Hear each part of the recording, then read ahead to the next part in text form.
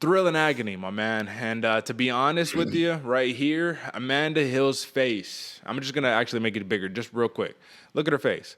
That is the face of somebody who, at this point, is no longer even surprised at this point. Like, I think when she hears split decision, she already knows, all right, it's not going to go my way. Just because the MMA gods must hate her for that reason. I don't know what it is. I don't know if the judges have a hit out on her. I don't know if they're trying to conspire against her. But you could see on the reaction of Amanda Lemos that she clearly did not think that this one was in the bag, maybe as much as she was letting on. This was a very close fight. I think Angela Hill won the fight personally.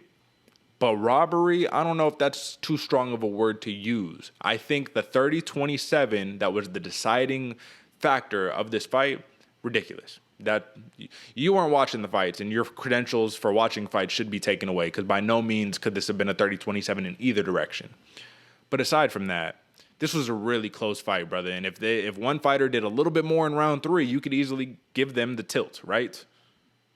Oh yeah, 100%. I mean, I had this one as Angela Hill winning as well, man. Very impressive fight. 100. As the fight was concluding, I was like, that's the fight of the night. Yeah. Very good. I gave Lemos round 1, Hill round 2, and I gave Hill round 3, man. I think she stuck that or stole round 3, in my opinion, with the spinning elbow knockdown, with the takedown attempts. Even though Lemos was able to stand back up, the pressure that Angela Hill had and the dominating, like I said, pressure, she was literally always on the front foot, made it for me. Even though I didn't choose her to win, I still think she did win the fight. And that 30-27, yeah, you should not be a judge anymore. You know what? In the moment, man, I can see how that spinning elbow could be very impactful in the people trying to like pick for Angela Hill. But when you watch it, because I watched it, I had to like watch the fights back. I didn't watch them in real time, right? So when I watched Angela Hill with that spinning elbow, that really hit her in the shoulder. It was more of just like she just knocked Lemos down, not like I dropped you, but more of like I just like hit you when you were off balance. You just fell down real fast. So when she got back up, and everyone was like, "Oh, how did she get back up to her feet?" It's like, well, she just got knocked down. She just fucking stood back up. She got his legs. Like, I don't know. But it was one of those situations where I was like, okay, maybe that wasn't on the button. The way that Lemos, when she was hitting Angela Hill, sometimes. So it was a power versus volume, man. That's what the name of the game was. Lemos in that first round.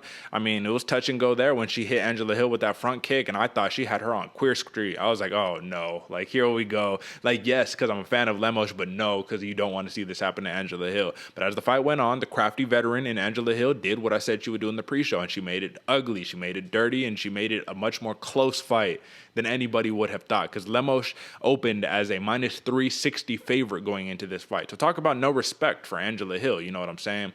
But the point that I have to make here is that I think Angela Hill, this doesn't knock her back. Once again, this is what, like the third or fourth split decision that she's been on the wrong end of in like her last 5, 6, 7 fights. So it's like terrible. Dana White said that she got ripped off. So obviously she's not going to lose a lot of stock, but it's tough because it's like with every step forward, it's like 2 steps backwards with Angela Hill in terms of like the title hopes, man. Look, she's 13-10, now moves to 13-11, and her record is nowhere near as indicative of how good of a fighter she is than you see in her actual performances, man. She's such a good fighter, and her takedown defense and her grappling was so improved in this fight, man. Lemos is a legit grappler. I just think that this sucks that a judge can do this for you, but either way, she got $50K for that fight of the night bonus, so we can give her that. But AJ, my man, like, final conclusion on this one. Was this a really, really close fight, or was it a robbery? As much as this was a very close fight, I think Angela Hill ran away with it, man. I think so, man. I think that I'm calling robbery on this one, and the 30-27, like I said, you just shouldn't be judging fights anymore. That there should be a way. I was thinking about this before. There should be some fights.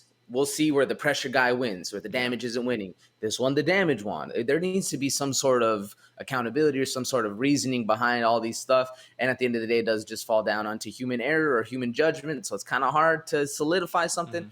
I'm going robbery, though, man. I'm sticking by it. I think Angela Hill ran away with the fight. What about you? Well, let me ask you this real fast. This is an interesting idea just because you were talking about what you just said right there. What if it was like, all right, split decision, right? Like, so there you have that one judge who has the 30-27, and I don't remember the scores off the top of my head, but, it could have been like 29-28 one way, 29-28 the other way, and then 30-27. And then you have an additional vote, which is like America's vote, like an American Idol, where they're like, text in this number if you want so-and-so to win, right? And I know that could be very biased and whatnot, but basically that verdict approach where then you take the open scoring into account as that final decision, and you say, okay, 30-27, you have it, but then the global community has it 29-28 for this person. We're gonna go with that global community because your judging of this fight was so fucking skewed to where none of your other colleagues, none of your other judges saw it that way. How the fuck did you see it that way? I don't know. Maybe it's something to consider, but this is another spot where I think Angela Hill did win on the verdict, global scorecard. Listen, some people are calling this is one of the biggest robberies of the year, and it sucks that Angela Hill has to be in this conversation. But, AJ, a win is a win is a win, and Amanda Lemos, she leaves as the victor in this fight. And honestly, at this point, she was number 11. She's probably cracking that top 10. Unless we're going to see a rematch in the near future, which I kind of doubt it, to be honest, just because this was a very fun fight, but name-wise, not too much steam.